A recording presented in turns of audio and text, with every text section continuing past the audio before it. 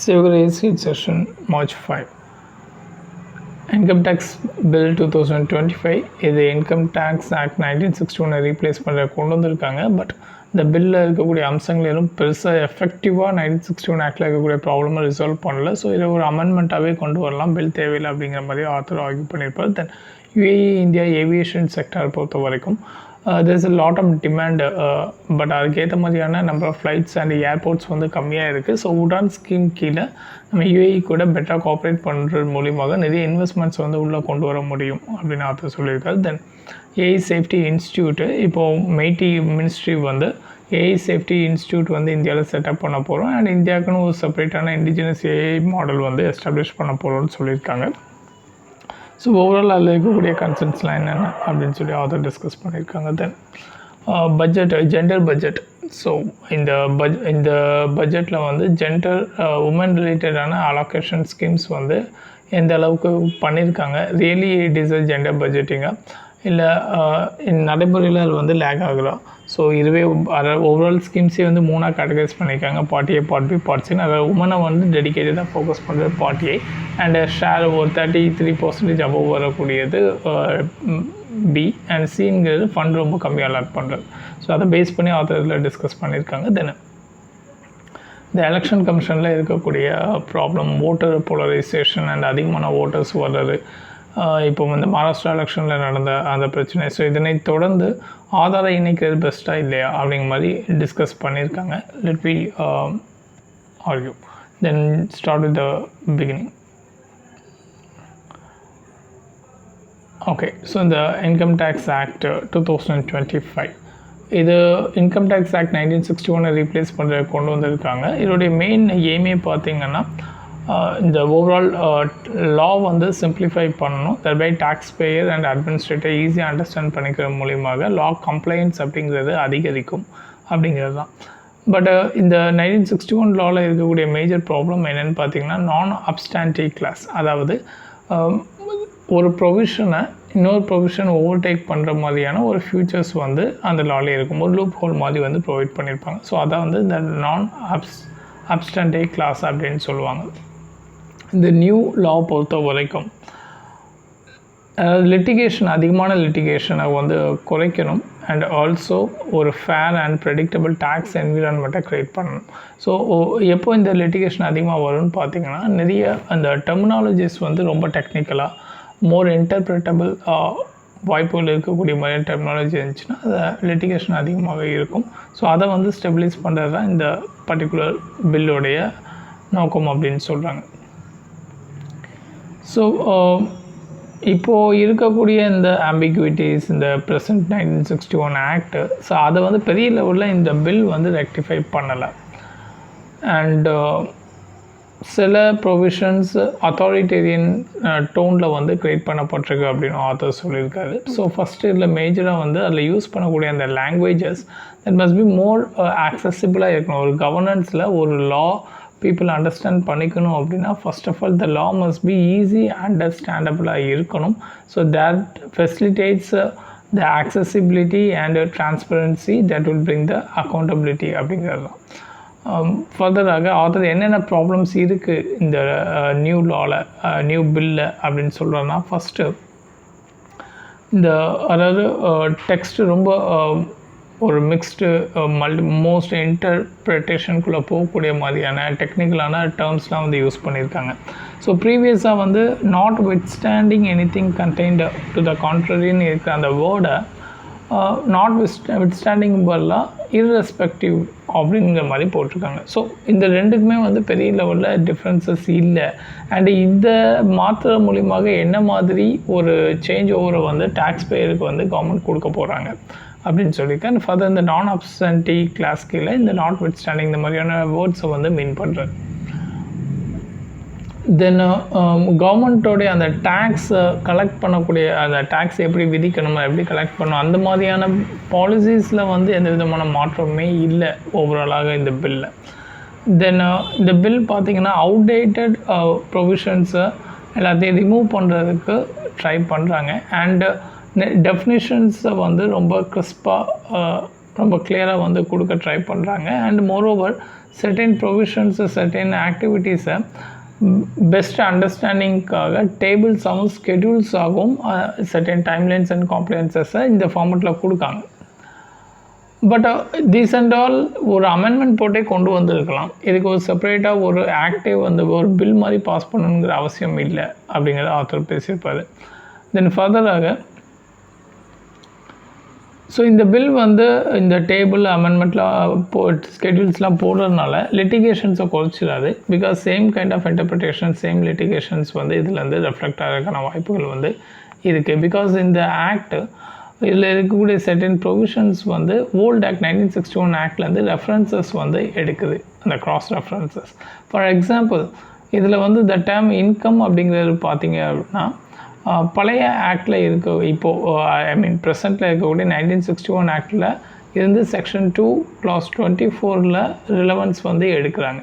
So அப்போ you have to go back to that act and get that provision. So that why do we need a new law அப்படிங்கிற மாதிரி அதை பேசுகிறேன். தென் ஃபர்தராக இந்த அதாவது சின்ஸ் 1961 இருந்து கோர்ட் வந்து நிறைய இன்டர்ப்ரெட் பண்ணியிருக்காங்க இந்த டேக்ஸ் ரிலேட்டடான டெர்மினாலஜிஸை. பட் இப்போ நியூ ஆக்டில் அகெயின் அந்த சேம் டெர்மினாலஜிஸ் எல்லாமே உள்ளே கொண்டு வர்றதுனால திரும்பியும் இதே மாதிரியான லிட்டிகேஷன்ஸ் போகிறதுக்கான வாய்ப்புகள் அதிகமாக இருக்குது. ஸோ த நம்பர் ஆஃப் கேசஸும் வந்து அதிகமாகும். அண்ட் ஃபர்தர் வேறு ப்ராப்ளம் என்ன சொல்கிறாங்கன்னா த அசஸ்மெண்ட் நார்மலாக திரும்பி வந்து ஒரு டேக்ஸ் ரிலேட்டடான இன்ஃபர்மேஷன்ஸை ரீஓப்பன் பண்ணணும், அசஸ் பண்ணணும் அப்படின்னா அதுக்கு வந்து அந்த பர்டிகுலர் அத்தாரிட்டி வந்து if he believe that that is a reason to believe அப்படின்னா அவங்க எப்போ வேணாலும் அதை ரீஓப்பன் பண்ணலாம் அப்படிங்கிற மாதிரியான ஒரு ப்ரொவிஷன் இருந்தது. பெரிய லெவலில் லிட்டிகேஷனுக்குள்ளே இந்த ப்ரொவிஷன் போனதுனால கவர்மெண்ட் என்ன பண்ணாங்கன்னா அதை ரீசன் டு பிலீவ் அப்படிங்கிறத இன்ஃபர்மேஷன் அப்படிங்கிற மாதிரி மாற்றிட்டாங்க. தட் இஸ் அந்த information through risk management strategy framed by central board of direct tax. Okay, so இதன் மூலிமா க்ரியேட் பண்ணக்கூடிய அந்த இன்ஃபர்மேஷன்ஸின் அடிப்படையில் அவங்க வந்து ரீஅசஸ்மெண்ட் பண்ணலாம் அப்படிங்கிற மாதிரி அதில் வந்து மீன் பண்ணியிருப்பாங்க. But there are certain powers நீங்கள் வந்து டெலிகேட் பண்ணும்போது எக்ஸிக்யூட்டிவ்ஸ்க்கு அது வந்து ஆப்வியஸாக வந்து அப்யூஸ்க்கு. பிகாஸ் இந்த இன்ஃபர்மேஷன் அப்படிங்கிறது அவங்க வேறு லிஸ்ட் ஆஃப் இன்ஃபர்மேஷன்ஸை அவங்களுக்கு ஒரு சப்போர்ட்டிவ் ஃபேக்டரை யூஸ் பண்ணி கண்டினியூஸாக ரீஅசஸ்மெண்ட் பண்ணுறதுக்கான வாய்ப்புகள் இருக்குது. ஃபர்தராக there is search and Caesar. இந்த பவர் அப்படிங்கிறது சோஃபார் பார்த்திங்கன்னா கரண்ட் லாவில் டேக்ஸ்மேன் வந்து ஒரு போலீஸ் பவர் வந்து தே ஹேவிங்.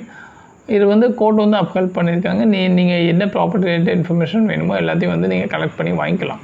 பட் இப்போ இந்த லா அடிஷ்னலாக என்ன கொண்டு வருது அப்படின்னா electronic media or computer system இதுலேருந்தும் இன்ஃபர்மேஷன்ஸை வந்து நீங்கள் கலெக்ட் பண்ணி எடுத்துக்கலாம். ஸோ இண்டிவிஜுவலாக லைபிள் டு ப்ரொவைட் அப்படிங்கிற மாதிரி கொடுத்துருக்காங்க. இதில் புட்டஸ்வாமி ஜட்ஜ்மெண்ட்டு 2017 ரைட் டு ப்ரைவசி பற்றி தெரியும். ஸோ அப்போ இது ரெண்டும் கான்ட்ரடிக்ட் ஆகுது. பிகாஸ் நம்மளுடைய சோசியல் மீடியா அக்கௌண்ட்ஸாக இருக்கட்டும் இல்லை others so personal both professional personal இன்ஃபர்மேஷன்ஸை ஸ்டோர் பண்ணுறோம்.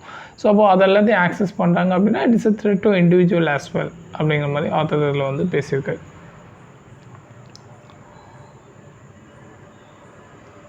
ஸோ எந்த விதமான ஜுடிஷியல் ஓவர்சைட்டும் மேற்பார்வையும் இந்த அஃபிஷியல் ஆக்டிவிட்டீஸ்க்கு இந்த பில் வந்து ப்ரொவைட் பண்ணலை. ஸோ ஆஸ் ஆஃப் நவ் இந்த bill select committee of the லோக்சபாட்ட ஸ்க்ரூட்டனைஸ்க்கு வந்து இருக்குது. ஸோ இல்லை நார்மலி இந்த பில் வந்து அமெண்ட்மெண்ட் போட்டு கொண்டு வர்றது பெஸ்ட்டு ரதர் தேன் ஒரு நியூ பில்லாக பாஸ் பண்ணுறது வேஸ்ட் அப்படிங்கிற மாதிரி ஆத்தர் வந்து சொல்லியிருக்காரு. ஓகே, நெக்ஸ்ட் போயிடலாம். Remodelling the UAE India Aviation Partnership.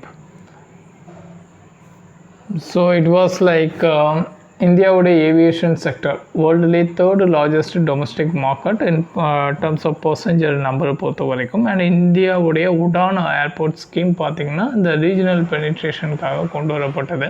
So அப்போ இந்தியா வந்து இந்த உடான் சக்ஸஸ்ஃபுல் ஆகிறதுக்கு இட் மஸ்ட் ஈக்குவலி அதாவது regulation as well as international partnership ரெண்டுமே வந்து ஃபோக்கஸ் பண்ணணும் அப்படின்னு ஆத்தர் பேசுகிறாரு. கிட்டத்தட்ட UAE அண்ட் இந்தியாவை பொறுத்த வரைக்கும் பார்த்திங்கன்னா ஒரு 4.5 மில்லியன் இந்தியன் டூரிஸ்ட் வந்து UAEக்கு வந்து விசிட் பண்ணுறாங்க. இல்லை எவ்ரி வீக் வந்து இந்தியாவில் இருந்து ஃப்ளைட் வந்து 600 டைம்ஸ் வந்து UAEக்கு போகுது. அண்ட் யூஏஇ கேரியர் பார்த்திங்கன்னா over 500 வந்து வீக்லி சர்வீஸ் டு இந்தியா வந்து ப்ரொவைட் பண்ணுறாங்க. பட் இந்த நம்பர் ரொம்ப கம்மியான நம்பர், பிகாஸ் கன்சூமர் டிமாண்ட் வந்து அதிகமாக இருக்குது, நிறைய பேர் ட்ராவல் பண்ணுறதுக்கு ரெடியாக இருக்காங்க. இதோட இம்பேக்ட் என்ன ஆகுது அப்படின்னா, டிமாண்ட் அதிகமாக இருக்கிறதுனால ப்ரைஸோடைய டிக்கெட் வந்து ரொம்பவே அதிகமாக தான் இருக்குது. அதே மாதிரி இந்த யூஏஇயோடைய ஃப்ளைட்ஸ் எல்லாமே பார்த்திங்கன்னா ஒரு லிமிட்டட் ஏர்போர்ட்ஸில் மட்டும் ஆப்ரேட் பண்ணுற மாதிரி இருக்குது. So more number of airports இருக்கும் பட்சத்தில் there are lot of cities having potential to become a global this tourist spot ஏர்போர்ட்டாக வந்து மாற இருக்குது. So like Visakhapatnam, Indore, Tiruchirappalli. So India வந்து இது அவ்வளோத்தையும் வந்து ஓப்பன் அப் பண்ணி விடணும் துபாய்க்கு ஃப்ளைட்டுக்கு அப்படிங்கிற மாதிரி சொல்லியிருக்காங்க. தென் ஃபர்தராக there's an estimate that 1% Indian passport holders increase ஆகிறாங்க அப்படின்னா 10 மில்லியன் இந்தியன்ஸ் வந்து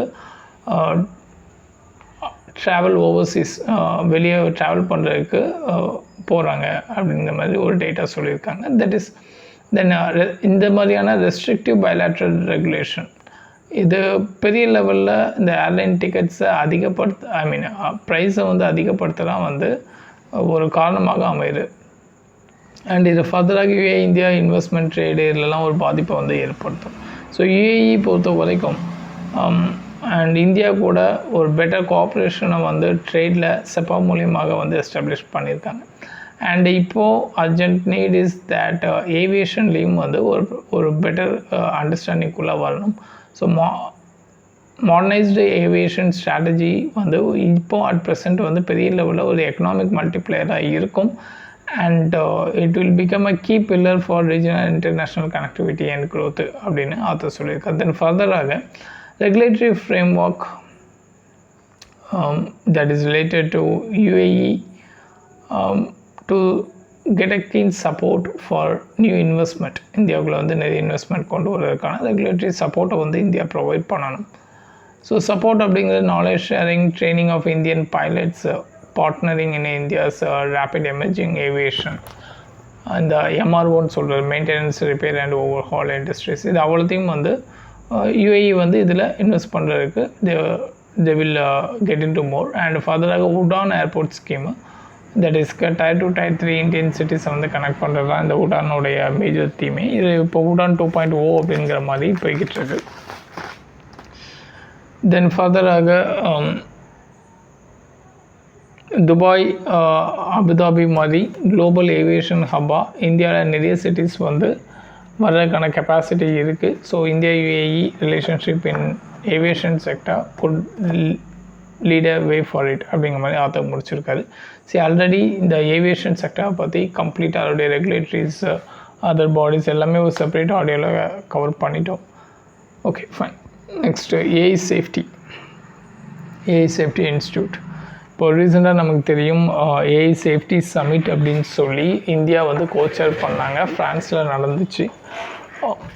இது already there was summit Bletchley declaration அப்படின்னு சொல்லி 2 years பிஃபோர் யூகேல நடந்துச்சு. ஸோ அதனை தொடர்ந்து எவ்ரி இயர் இந்த ஏஐ சமிட் நடக்குது. ஸோ இதில் நிறைய கண்ட்ரீஸ் ஆல்ரெடி இந்த ஆர்டிஃபிஷியல் இன்டெலிஜென்ஸ் சேஃப்டி இன்ஸ்டியூட் அப்படிங்கிறத செட்டப் பண்ணிட்டாங்க. India is too late. But still இந்த சமிட்டுக்கு அப்புறம் இந்தியா வந்து இப்போது மினிஸ்ட்ரி வந்து அனௌன்ஸ் பண்ணியிருக்காங்க, ஏஐ இன்ஸ்டியூட் வந்து இந்தியாவில் செட்டப் பண்ண போகிறோம். And under India AI mission கீழே இது போக இந்தியாவுக்கான ஒரு ஸ்பெஷலைஸ்டான ஏஐ மாடல், இண்டிஜினஸ் ஏஐ மாடலும் வந்து நம்ம க்ரியேட் பண்ண போகிறோம். ஸோ வேர்ல்டு வைடு பார்த்திங்கன்னா நிறைய countries like US, UK, Singapore, Japan இவங்க எல்லாருமே பார்த்திங்கன்னா 2023 இந்த ஏஐ சேஃப்டி இன்ஸ்டியூட் அப்படிங்கிறத வந்து செட்டப் பண்ணியிருக்காங்க. அண்டு இதன் மூலியமாக they also have taken normal thing. இந்த ஏஐ சேஃப்டி இன்ஸ்டியூட் நெட்வொர்க்கை பொறுத்த வரைக்கும், அதாவது ஏஐ ரிஸ்க் அது ரிலேட்டடான காமன் ஃபேக்டர்ஸை டிஸ்கஸ் பண்ணி அதனுடைய டெக்னிக்கல் திங்ஸை வந்து ஷேர் பண்ணிப்பாங்க. இப்போது இந்த ஏஐ இன்ஸ்டியூட் கீழே யூகே பார்த்திங்கன்னா ஆல்ரெடி அவங்களுடைய ஓப்பன் சோர்ஸ் பிளாட்ஃபார்ம் இன்ஸ்பெக்ட் அப்படிங்கிறத வந்து ரிலீஸ் பண்ணியிருக்காங்க. So to evaluate models of areas such as core knowledge, ability to reason, autonomous capability, இதெல்லாம் வந்து ரிவ்யூ பண்ணுறதுக்காக இந்த மாடல் க்ரியேட் பண்ணியிருக்காங்க. தென் யூஎஸை பொறுத்த வரைக்கும் ASI, that is inter departmental task force ஒன்று க்ரியேட் பண்ணியிருக்காங்க. இந்த ஏஐயோடைய risk in and national security and public safety இதை பற்றி ரிவ்யூ பண்ணுறதுக்காக. தென் சிங்கப்பூரில் வந்து content assurance, safe model design and rigorous testing, இதுக்காக ஏஐஎஸ்ஐ வந்து ஃபோக்கஸ் பண்ணுறாங்க.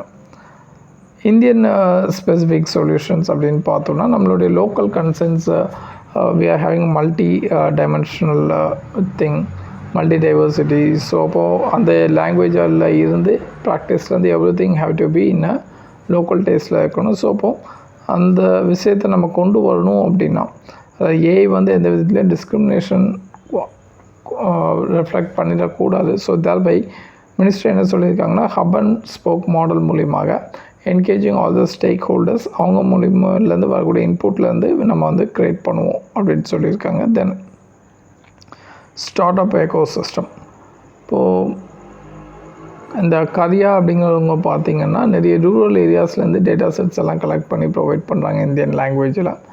தென் அதர் ஸ்டார்ட் அப்ஸ் பொறுத்த வரைக்கும் மல்டிலிங்குவல் ஏஐ டெவலப்மெண்ட், மல்டிபிள் லாங்குவேஜஸில் வந்து சாஃப்ட்வேர்ஸ் வந்து டெவலப் பண்ணுறாங்க.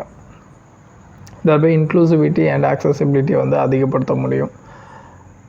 therefore technical as well as social equity அப்படிங்கிறத நம்ம என்ஷோர் பண்ணுறோம். So Indian artificial intelligence safety institute பொறுத்த வரைக்கும் டு அட்வான்ஸ் அவங்களோட indigenous research and development by leveraging India's data sets, நம்ம டேட்டாஸ் எல்லாம் கலெக்ட் பண்ணி நம்ம we are asking for open source data, so we will be collecting all the data and we will create our own artificial intelligence models and under the India AI mission. So இப்போ at present இந்த AI mission கீழே ஒரு 8 responsible AI project வந்து issue பண்ணியிருக்காங்க. அதுக்கு expression of இன்ட்ரெஸ்ட்டும் வந்து conduct பண்ணி முடிச்சிட்டாங்க. யாரெல்லாம் விருப்பமாக இருக்காங்க அப்படிங்கிற மாதிரியான அந்த ஒரு ப்ராசஸும் வந்து கம்ப்ளீட் ஆகிடுச்சு. இதில் மேஜர் ஃபோக்கஸ் ஏரியா அப்படின்னு பார்த்தோன்னா வாட்டர் மார்க்கிங். ஸோ இது வந்து ஏஐயா அப்படின்னு க்ரியேட் பண்ணும்போதே அதில் வந்து வாட்டர் மார்க்கிங், இப்போ நம்ம நார்மல் பேப்பரில் வாட்டர் மார்க் பண்ணுற மாதிரி அந்த சாஃப்ட்வேரில் ஏஐ மேட் அப்படிங்கிறத கண்டுபிடிக்கிறதுக்கான ஒரு சென்சார் மாதிரியான ஒரு இது அதில் செட்டப் பண்ணப்படும். தென் லேபலிங், தென் ethical AI framework, then risk assessment, then deep fake detection. deep fake already தெரியும், இமேஜஸ் எல்லாமே அப்படியே இந்த ஜென்ரேட்டிவ் AI மூலியமாக இமேஜஸ் எல்லாம் சேம் நம்ம கொடுக்கக்கூடிய பேட்டர்ன் வச்சு அதுவே எல்லாத்தையுமே வந்து மாப் பண்ணி கொடுத்துரும். So that is one major problem now. Then இந்த ஏஎஸ்ஐ பொறுத்த வரைக்கும் it should collaborate with global ஏஎஸ்ஐயோடைய நம்ம லோக்கல் தாட்ஸை நம்ம அதை என்ஹான்ஸ் பண்ணுற அதே டைம் இன்டர்நேஷ்னல் கொலாபரேஷனும் இருக்கணும். ஸோ அப்போ அதுக்கு வந்து நம்ம அந்த பெட்ஸ்லி டிக்ளரேஷன் அதை பேஸ் பண்ணி அந்த இன்டர்நேஷ்னல் ஸ்டாண்டர்டை வந்து நம்ம உள்ளே வந்து அடாப்ட் பண்ணிக்கிறதுக்கு ட்ரை பண்ணணும். whereas there must be a balance between local and global alignment அப்படிங்கிற மாதிரி சொல்லியிருப்பார் ஆத்தர். தென் இன்டர்பரபிலிட்டி, அவங்களுடைய விஷயத்தை நம்ம உள்ளாய்ந்து ஸோ நமக்கு ஏற்ற மாதிரி வந்து அதை மாற்றி இருப்பணும். ஸோ கொலாபரேஷன் மூலியமாக we have to get information and process it. இது போக global standardised AI safety taxonomy. So different taxonomy வந்து டிஃப்ரெண்ட் டெர்மினாலஜிஸ் வந்து வேரியஸ் ஏஐ ஆர்கனைசேஷன்ஸ் வந்து யூஸ் பண்ணுறாங்க. ஸோ இது வந்து ஒரு கம்யூனிகேஷன் பேரியரை க்ரியேட் பண்ணுறதுனால ஸோ கொஞ்சம் சிம்பிளான ஸ்டாண்டர்டைஸ்டான டாக்ஸானமியை வந்து கொண்டு வரணும் அப்படிங்கிறத ஆத்தர் பேசியிருப்பார்.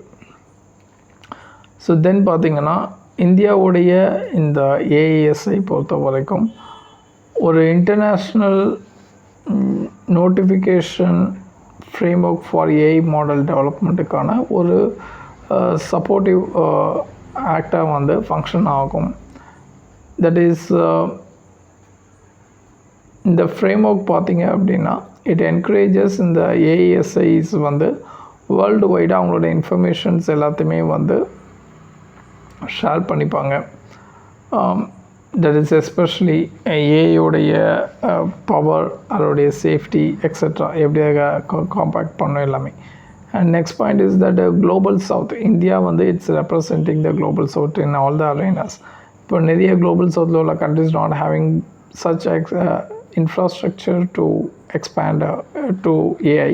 ஸோ இந்தியா வந்து குளோபல் சவுத்தை வந்து இதில் ரெப்ரசன்ட் பண்ணுறதுக்கு ஒரு நல்ல வாய்ப்பு அப்படின்னு சொல்லியிருப்பாங்க. ஃபர்தராக மெய்டி அண்ட் யுனெஸ்கோ இவங்களுடைய இந்த contact that is to identify இந்த ethical things, ethical development in AI வந்து ஃபைண்ட் அவுட் பண்ணி டெப்ளாய் பண்ணுறதுக்காக. தென் ஃபர்தராக இந்த இந்தியா ஏஐ மிஷன் பொறுத்த வரைக்கும் இந்தியா ஃபோக்கஸ் பண்ணக்கூடிய விஷயங்கள் எல்லாமே machine unlearning, synthetic data generation, AI based bias mitigation and privacy enhancing tools.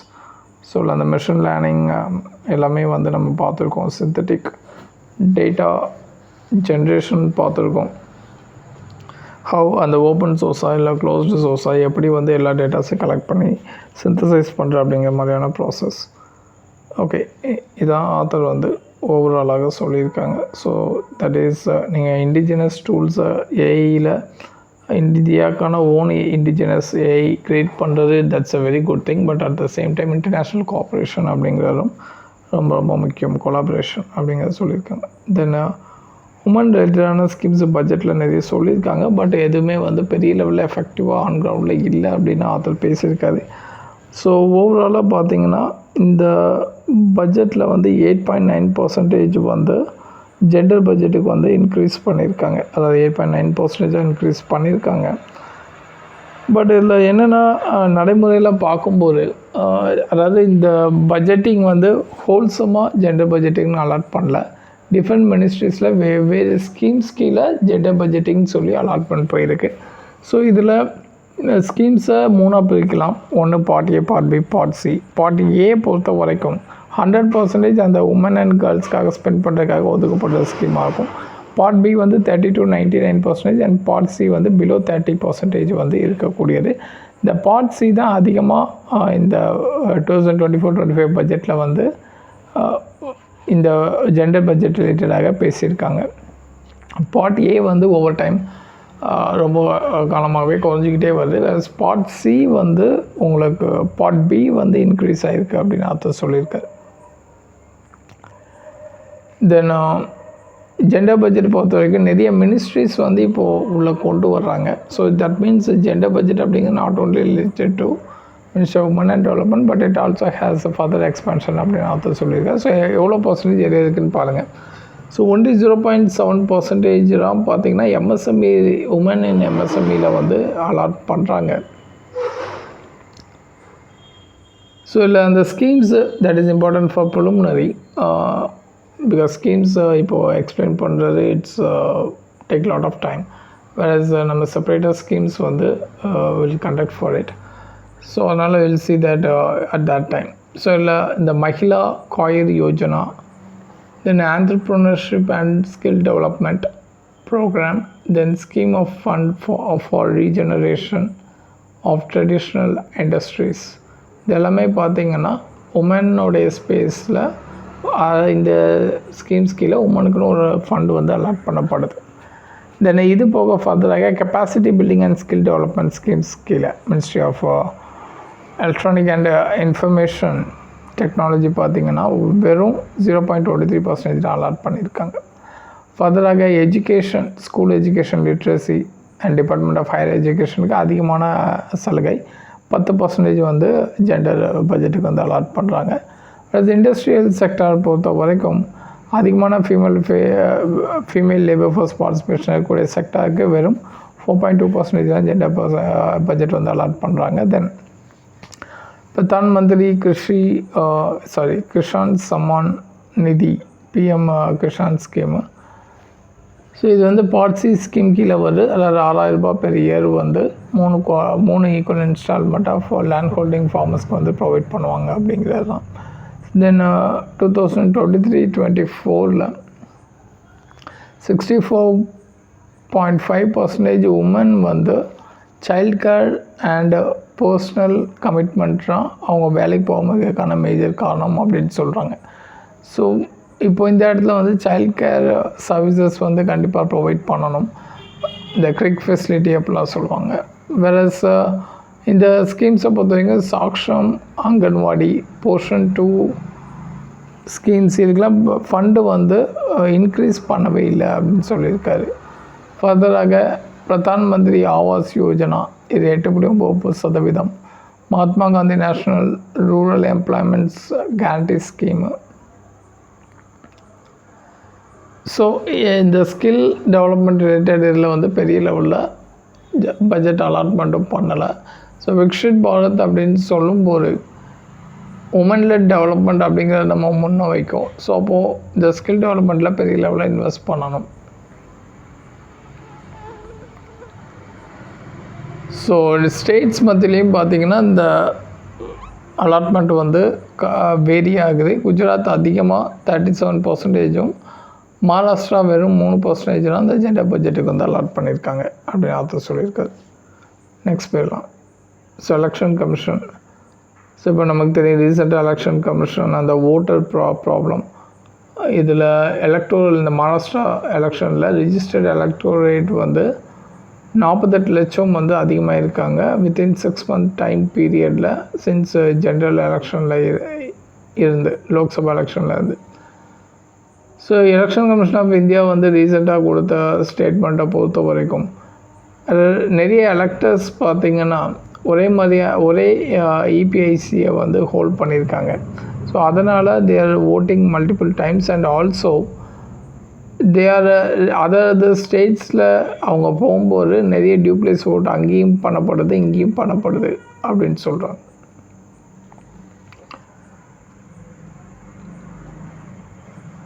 they can only vote with their verified IDs. Aadhaar இணைக்கலாம், இது மூலிமா இந்த பிரச்சனைக்கு சார்ட் அவுட் பண்ணலாம். இந்த டூப்ளிகேஷன் ஆஃப் ஓட்டர்ஸை வந்து அவாய்ட் பண்ணலாம். பிகாஸ் ஒரு மைக்ரண்ட் ஒர்க்கர் இங்கேயும் ஓட்டு போடுவார், அவரோட ஏரியாலையும் போய் ஓட்டு போடுவார். Because they will be having a multiple EPIC card with the same number. So அப்போது இட்ஸ் அ மிஸ்யூஸிங். இதை வந்து நீங்கள் ரெக்டிஃபை பண்ணுறதுக்கு இந்த ஆதார் கார்டு மூலியமாக இது பண்ணலாம். பட் ஆதார் பார்த்திங்கன்னா not for citizens, it is for residents. So இதில் வந்து இதுலேயும் ஐடென்டிஃபை பண்ணுறது கொஞ்சம் கஷ்டமாக போயிடும். இப்போ பயோமெட்ரிக் மூலியமாக நீங்கள் பீப்புளை ஐடென்டிஃபை பண்ணி உள்ளே கொண்டு வரும்போது அதுலேயும் உங்களுக்கு எந்தளவுக்கு எஃபெக்டிவாக அந்த பயோமெட்ரிக் ப்ராசஸ் ஃபங்க்ஷன் ஆகும். அதனால் பொட்டென்ஷியல் வேலிட் ஓட்டர்ஸ் எல்லாம் லிஸ்ட் அவுட் ஆகிறதுக்கான வாய்ப்புகள் இருக்குது. ஸோ ஆதார் அப்படிங்கிறது it's not a only solution அப்படின்னு சொல்லியிருப்பேன். பிகாஸ் ஆதார் யூஸ் பண்ணும்போது ப்ரொஃபைலிங் பண்ணுறதுக்கான வாய்ப்புகள் இருக்குது. அவருடைய சென்சிட்டிவ் இன்ஃபர்மேஷன்ஸ் எல்லாம் எடுத்து வேறு மாதிரியான பர்பஸ்க்கு யூஸ் பண்ணுறதுக்கான வாய்ப்புகளும் இருக்குது அப்படின்னு சொல்லியிருக்காங்க. Okay, thank you.